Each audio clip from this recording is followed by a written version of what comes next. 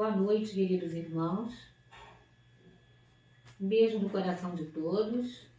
É com muita alegria que estamos aqui, nos reunindo novamente, ainda de forma virtual, mas com todo o nosso amor e nosso carinho, e pedindo bênçãos a Deus por mais essa tarefa. Inicialmente, vamos unir nossos pensamentos em direção a Deus, nosso Pai, dizendo assim: Senhor, nós te agradecemos do fundo de nossos corações, porque no meio de tantas atribulações da vida atual, o Senhor nos concede a graça, a chance de nos aproximarmos um pouquinho mais de vós através dos teus ensinamentos. Que o Senhor nos ilumine, que o Senhor nos oriente, nos inspire e nos abençoe no dia de hoje. Sê conosco, Pai. Assim seja. O nosso estudo de hoje é sobre o capítulo 7, item 13, do Evangelho segundo o Espiritismo. Ele fala sobre a missão do homem inteligente na Terra.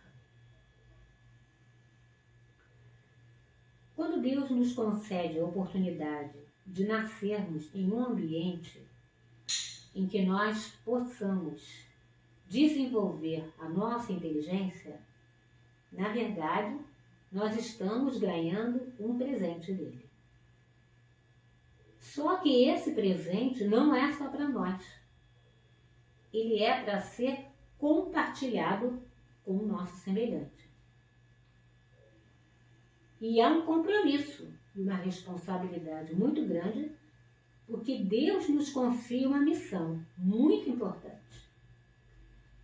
Ele nos equipa com um instrumento que nos vai capacitar para ajudar a desenvolver a nossa inteligência e a inteligência dos outros. Veja bem a responsabilidade. Ele deposita a confiança em nós.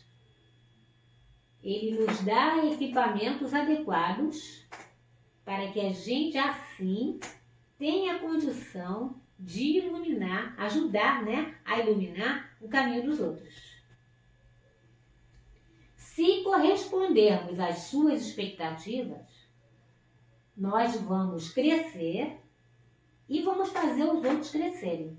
Não é bom isso? Eu faço bem e também estou sendo beneficiado. Que maravilha! Se não fazemos bom uso desse presente, dessa inteligência que Deus nos deu, aí nós não estamos cumprindo com essa missão. Quando não usamos a inteligência para servir aos propósitos divinos, na verdade estamos alimentando em nós o orgulho, a vaidade e a perdição. A doutrina espírita nos esclarece sobre as consequências do mau uso desse presente. Se eu não usar essa inteligência de uma forma correta, isso vai repercutir nas minhas próximas encarnações. Quem se colocou na posição superior porque se considerava acima dos outros pela inteligência privilegiada, pelo cabelo bonito, sei lá o quê, ocuparão posições inferiores, os últimos lugares em sua próxima existência. Se revestiram de orgulho e de ambição, isso é o que plantaram. Serem rebaixados é o que colherão. E nos livros Há 2000 anos e 50 anos depois de Chico Xavier, conta a história, de Públio Lentulus, um orgulhoso senador romano. É uma das reencarnações, uma das encarnações de Emmanuel. Nesses livros são narrados o encontro desse senador orgulhoso com Jesus. Também é narrado o milagre da cura da filha do senador por Jesus. a conversão da esposa do senador, a Lívia, ao cristianismo.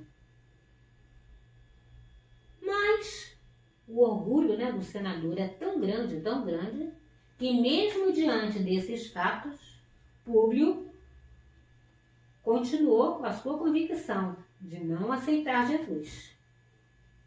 Continuou orgulhoso da sua raça, do seu poder, né, do seu posto, da sua posição, do seu dinheiro como senador.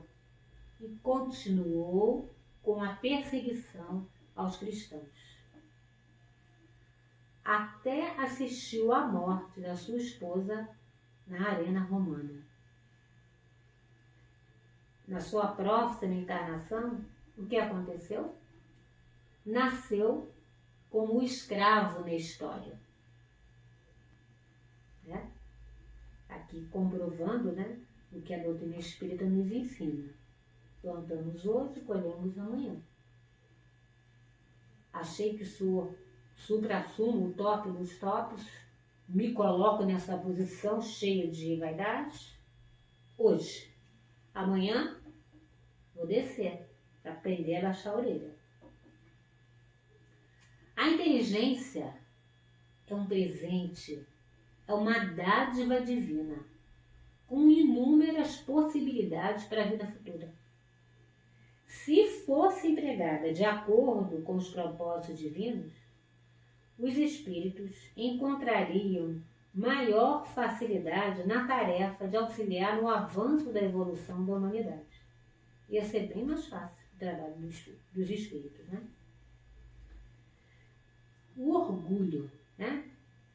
Por que tanta dificuldade? Por que o ser humano tem tanta dificuldade de cumprir com as determinações divinas, aceitar as coisas de Deus? Primeiro, por causa do orgulho. O orgulho é uma atitude rebelde. É um verdadeiro obstáculo que impede que a pessoa abra os olhos. A vaidade. Porque se acha melhor que os outros, sente-se superior. O egoísmo só pensa em si mesmo. Não faz o bem ao próximo. Quer tudo para si. Quer crescer para crescer e ter cada vez mais. A incredulidade. Só acredita naquilo que vê, naquilo que toca. Igual Tomé. Nós precisamos aprender a ter simplicidade de coração, né? Jesus não disse que quem se humilhar e se fizer pequeno como uma criança, esse será maior no reino dos céus? Precisamos ter humildade de espírito, que Jesus também disse que todo aquele que quiser ser o maior, que seja o seu servidor. E precisamos ter fé ativa. Porque não basta uma fé passiva, precisa ser ativa. O que é fé ativa? Eu tenho que ter essa fé para fazer o bem. E para fazer o bem tem que ter vontade.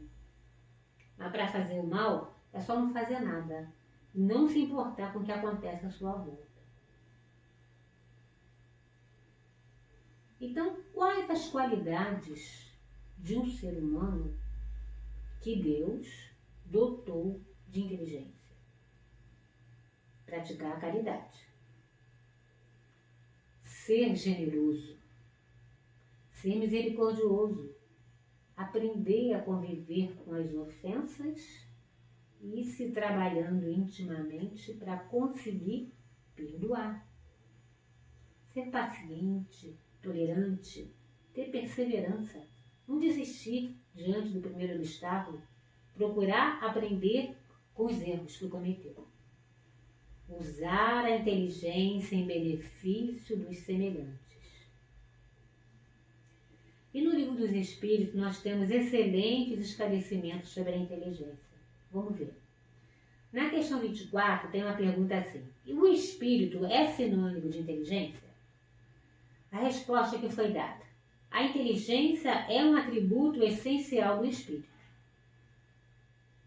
Como ambos se confundem num princípio comum, ou seja, um completa o outro, para nós acaba sendo a mesma coisa. E o que caracteriza o espírito é a inteligência. Na questão 180. Passando deste mundo para o outro, o espírito conserva a inteligência que tinha neste? E aí a resposta foi assim. Embora a inteligência não seja perdida, pode ser que o espírito não disponha de condições para utilizá-la naquele momento, que vai depender da sua superioridade, vai depender do estado do corpo que ele estiver ocupando naquela situação, naquele momento. E na questão 189 pergunta assim, desde o princípio de sua formação, goza o espírito da plenitude de suas faculdades? Não, porque assim como acontece com o homem, para o espírito também há o período da infância. Então, no início da sua formação, na sua infância espiritual, só tem instinto, consciência de si mesmo e do que está fazendo. Com o passar do tempo, essa inteligência vai se desenvolvendo aos poucos. Na questão 220, pergunta assim, quando se muda de corpo, pode-se perder certas faculdades intelectuais, deixando-se de ter, por exemplo, o gosto pelas artes? A resposta é a seguinte, se a pessoa não for uma pessoa íntegra, ou se usou essas faculdades intelectuais de forma errada, perde sim. Pode também acontecer que essa faculdade intelectual fique adormecida em uma determinada existência, porque o espírito naquela existência, ele vai precisar focar em outra faculdade intelectual. Mas nada impede que daqui a algum tempo, ou daqui a não sei quantas vidas, ou nessa mesma, esse potencial, esse dom, reapareça. E na questão 365, pergunta, por que homens muito inteligentes, o que evidencia neles um espírito superior, algumas vezes, ao mesmo tempo, são profundamente viciados? É que o espírito encarnado não é tão puro. E o homem cede à influência de outros espíritos piores. O espírito progride através de uma insensível caminhada ascendente, subindo.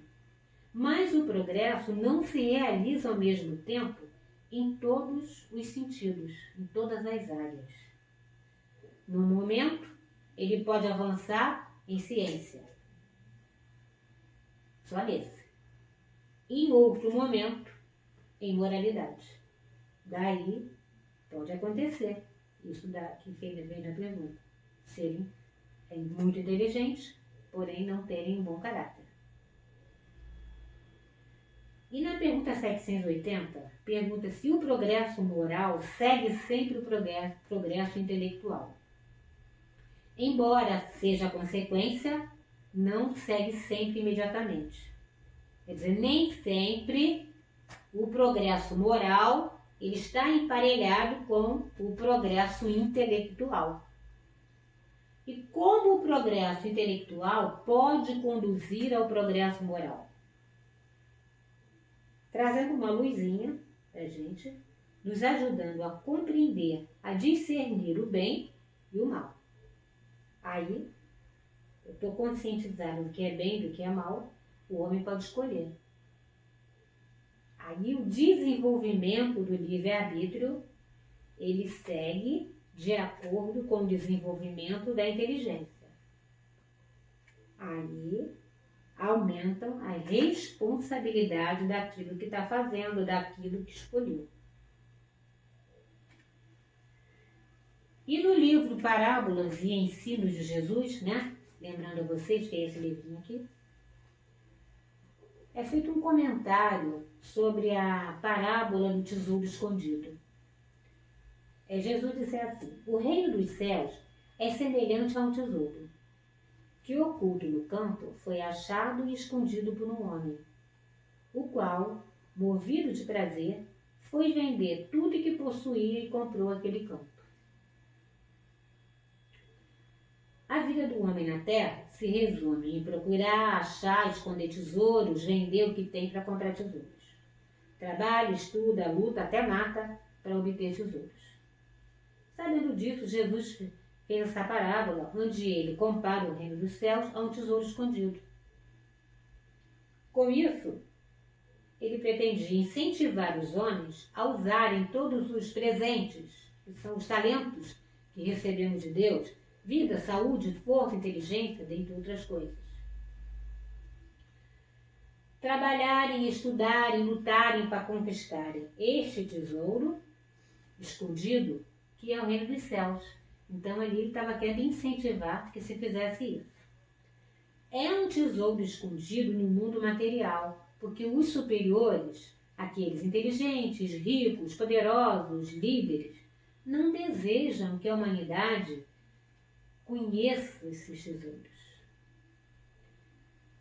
Quem facilita essa busca é a doutrina espírita, através dos seus ensinamentos.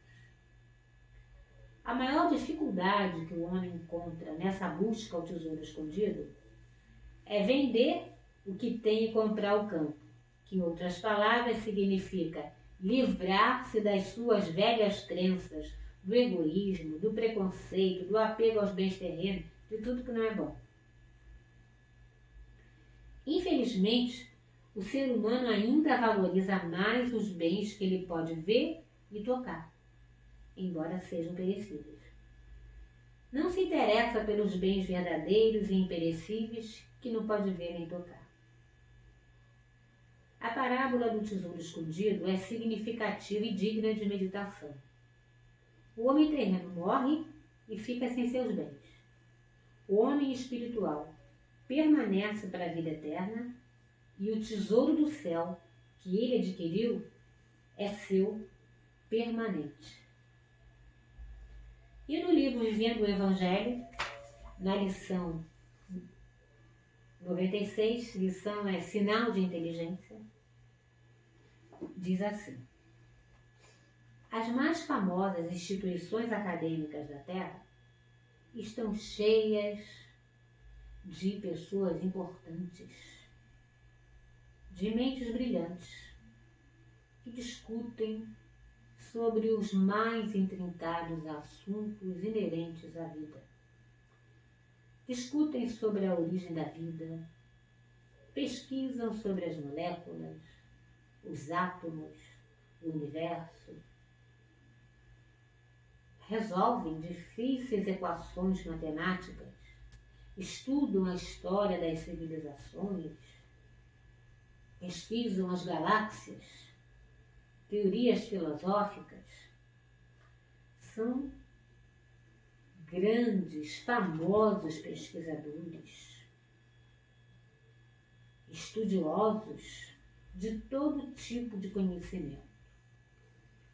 E embora trabalhem, de uma certa forma, em benefício dos outros, que quando se descobre alguma coisa, que um remédio que vai tratar uma determinada doença, você está fazendo bem ao próximo. Embora participem de ações como essa, ainda estão cegos pelo orgulho e não enxergam Deus. Eles são admirados por sua inteligência, mas essa inteligência ainda é incompleta, porque essas pessoas ainda não são humildes o suficiente para entenderem, se conscientizarem, para admitirem que tudo isso, toda essa inteligência, esse raciocínio esclarecido, essas oportunidades de participar de aprendizado, de descobertas científicas, de tudo isso que se ouve falar na evolução tecnológica, tudo isso vem de quem? Vem de Deus. Então são inteligentes, mas ainda não tanto ao ponto de entenderem e reconhecerem que tudo vem de Deus. E assim, meus irmãos, com esse momento de reflexão, chegamos ao fim do nosso estudo de hoje, agradecendo pela atenção, pela presença de todos aqui no dia de hoje, deixando um beijo no coração de todos, pedindo que vocês ainda permaneçam em casa com todos os cuidados necessários para a prevenção de doenças. E convidando a todos a unirem os seus corações e suas mentes nesse momento, na nossa prece final. Jesus, amado Mestre, meigo e querido em nossas vidas, muito obrigada, Mestre amado, por esse momento de paz, de serenidade, de estudo, de recolhimento, de reflexão, de união em nossas vidas.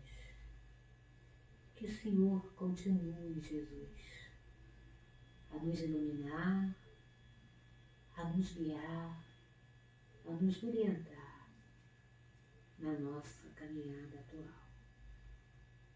Se conosco, Mestre amado, em todos os momentos de nossa vida, principalmente, Senhor Jesus, naqueles momentos mais difíceis, mais dolorosos, como esse que estamos passando agora. Obrigada, Jesus. Obrigada, Mãe Maria. Obrigada, Pai querido. Assim seja, Senhor. Graças a Deus.